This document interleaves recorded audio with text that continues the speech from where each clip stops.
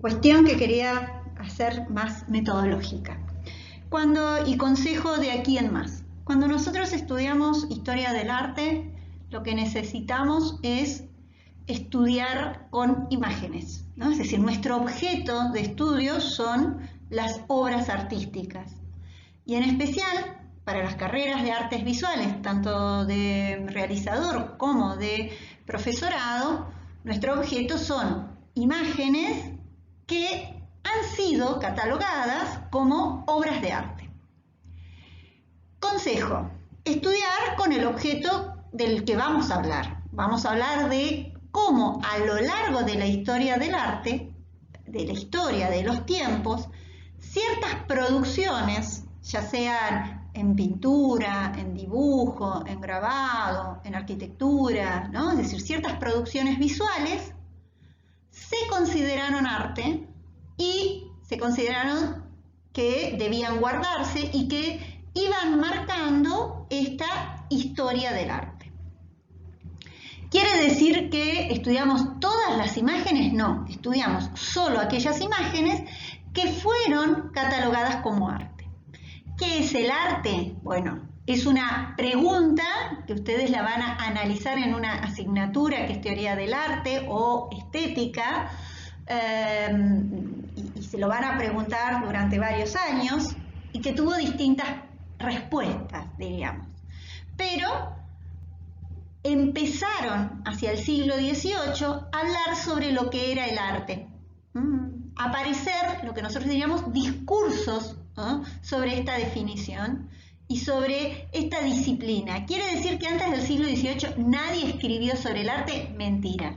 Es decir, desde los textos platónicos, desde los textos previos a Platón incluso, se habla sobre la concepción del arte, del artista y sobre este criterio de valoración que es la belleza. Esto significa que en el siglo XVIII se produce un momento bisagra porque surge una disciplina que es la estética de la mano de Baumgarten. Pero esta diapositiva yo lo que quería era pensarla en función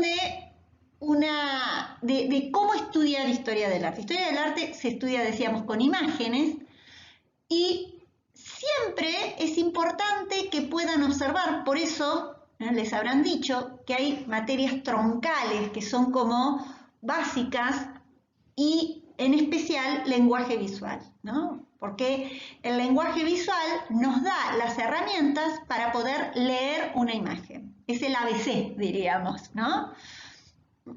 Entonces, lenguaje visual atravesado por los distintos métodos de análisis que vemos en Introducción al Análisis son la base para poder, frente a una imagen, tener palabra, tener discurso, poder emitir un análisis, una interpretación.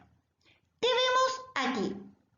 Podríamos decir, estructuralmente, dos imágenes que son muy similares, ¿no? Son dos imágenes de mujeres que están sobre una cama, una cliné, ¿no? O un lecho. Bien, pero acá empiezan a surgir las diferencias. No están trabajadas de la misma manera, no significan lo mismo, no comunican lo mismo. Son dos imágenes de dos periodos distintos. Una, la de la derecha, el éxtasis de la beata Ludovica Albertini, es una imagen de un escultor del barroco, siglo XVII, en donde ustedes observan y les va a llamar la atención primero el viento, ¿no? Es decir, ese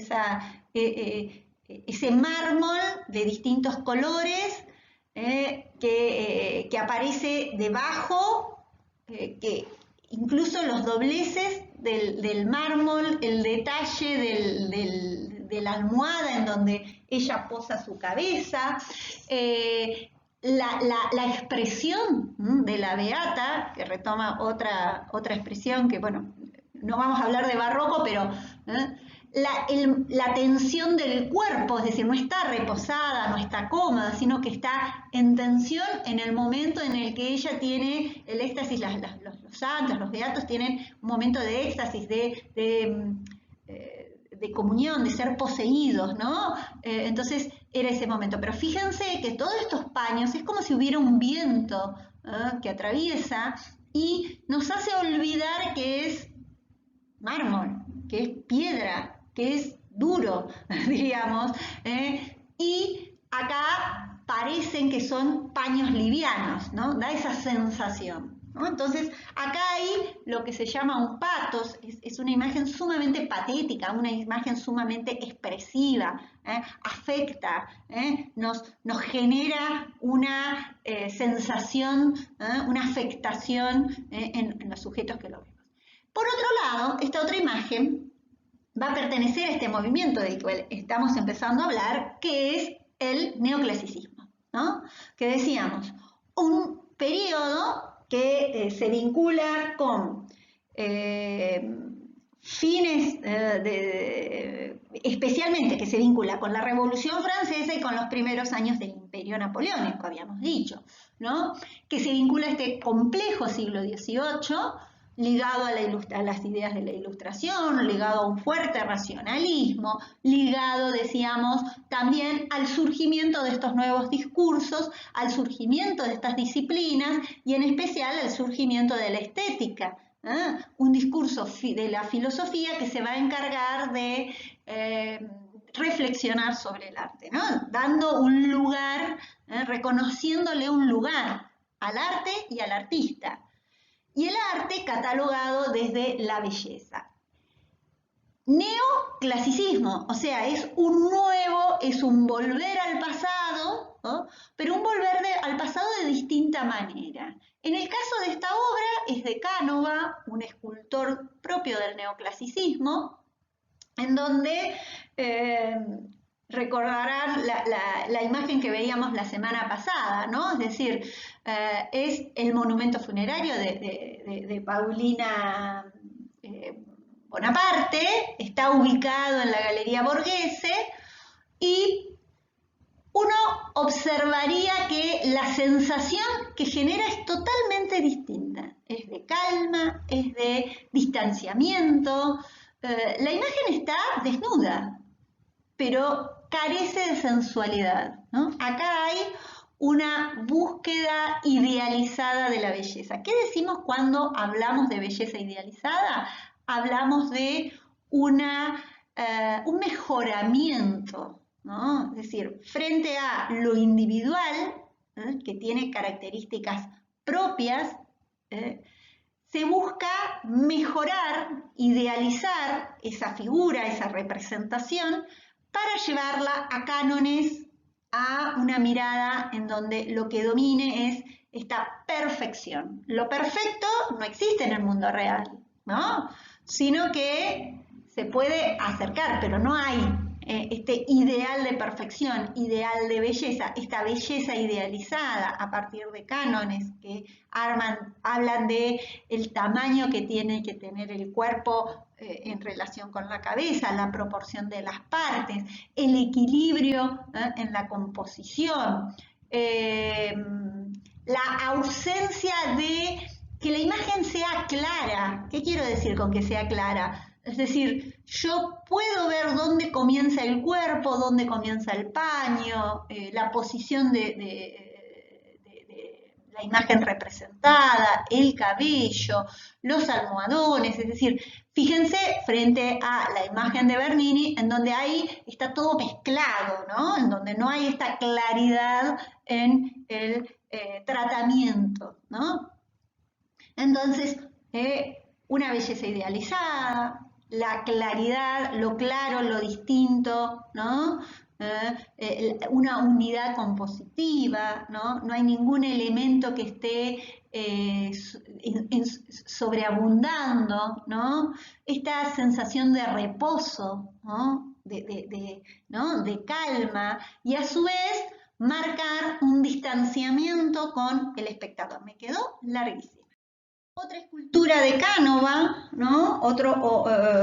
Este escultor del neoclasicismo, en donde, diríamos, domina también esto, es decir, esto no se hace de un día para otro, sino que importa mucho el boceto, ¿no? El plan de trabajo, el boceto tenido en cuenta como plan de trabajo, ¿no? Es decir, y ese plan de trabajo, ese boceto del que en muchos casos Canova hacía hacer a sus marmoleros, es decir, a los que trabajaban en su taller las esculturas.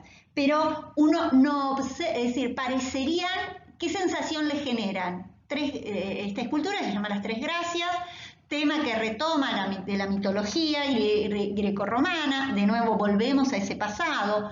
No busca modificarlo Canova en absoluto, recupera esta importancia del desnudo que va a ser el tema de la escultura griega. Es esta sensación tan fría, ¿no? Es decir, no hay emoción en estas tres imágenes, no hay ni emoción ni sensualidad, lo que habíamos dicho, hay un predominio de la técnica, ¿no? La importancia del manejo de esa técnica, y esa técnica que está casi como ausente, es decir, no hay ningún vestigio de que hubo una mano de hombre haciendo eso, ¿no? Es decir, esta imagen parece, ¿qué dirían ustedes? Ay, mira, si no fueran de mármol, parecen de carne y hueso, pero inmediatamente se van a contradecir, porque van a decir, sí, pero de carne y hueso no se, por la perfección en el tratamiento, pero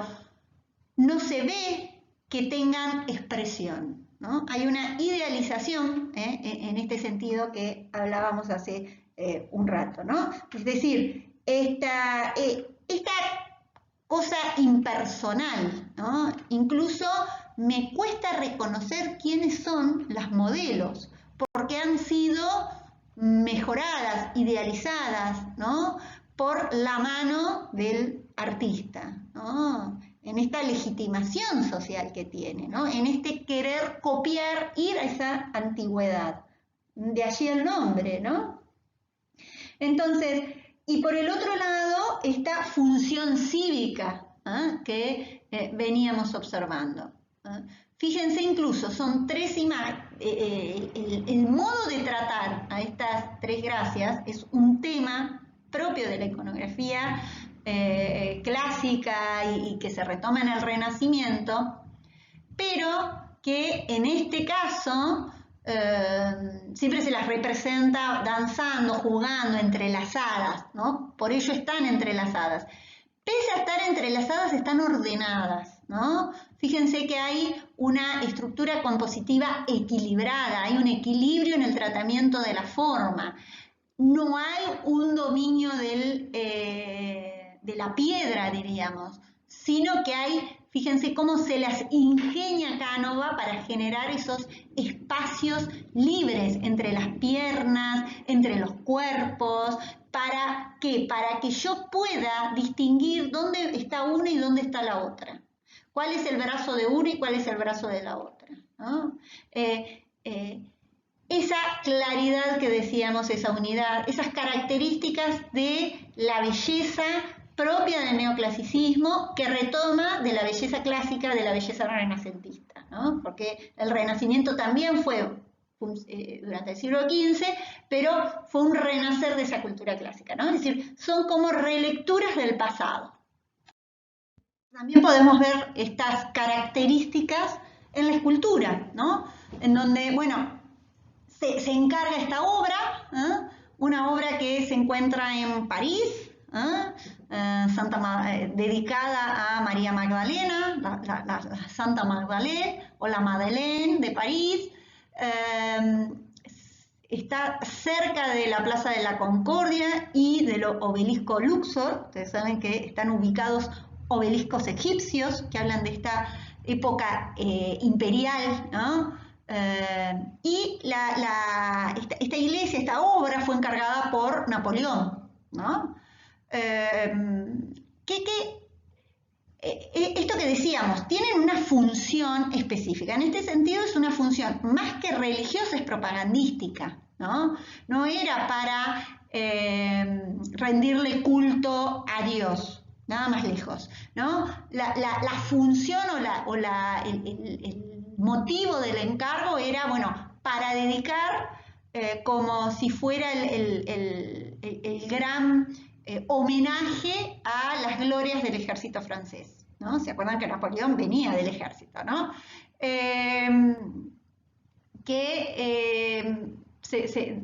Tiempo después ya se consagra, ¿no? Como iglesia y demás, pero es un homenaje, ¿no? a las Fuerzas Armadas, diríamos, ¿no?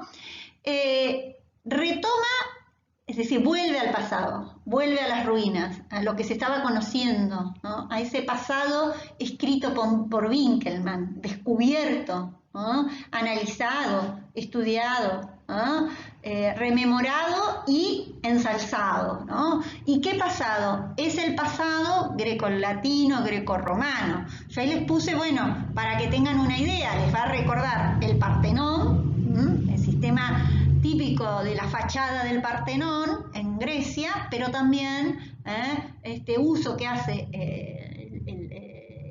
la cultura romana, tanto la época republicana, pero en especial la época imperial, de ese pasado griego, ¿no? De ese pasado ateniense en especial, en esta construcción que ustedes pueden observar. El ingreso ligado a estas columnatas, a esta cantidad de columnas, perdón, en donde van jugando con los órdenes, ¿no? Concluyen con capiteles y se genera sobre las columnas un entablamento con un friso decorado. Ahí les dejé un fragmento del friso decorado, ¿no? Que sería esa parte de triangulito, diríamos. Ahí tienen esta decoración del frontón, tienen el friso decorado y luego tienen el frontón, ¿no? Se cubre a dos aguas, el techo, diríamos, a diferencia de la cúpula que está detrás del panteón, pero en este caso tendríamos este frontón en donde lo que se representa es el juicio final, y si ustedes alcanzan a ver, ahí estaría Magdalena arrodillada ante Cristo, ¿no? Entonces, volvemos, toda estas producciones artísticas hechas con una finalidad cívica, con un encargo, con un claro discurso propagandístico, tanto del imperio como de los ideales en un primer momento de la Revolución Francesa y de esa ilustración.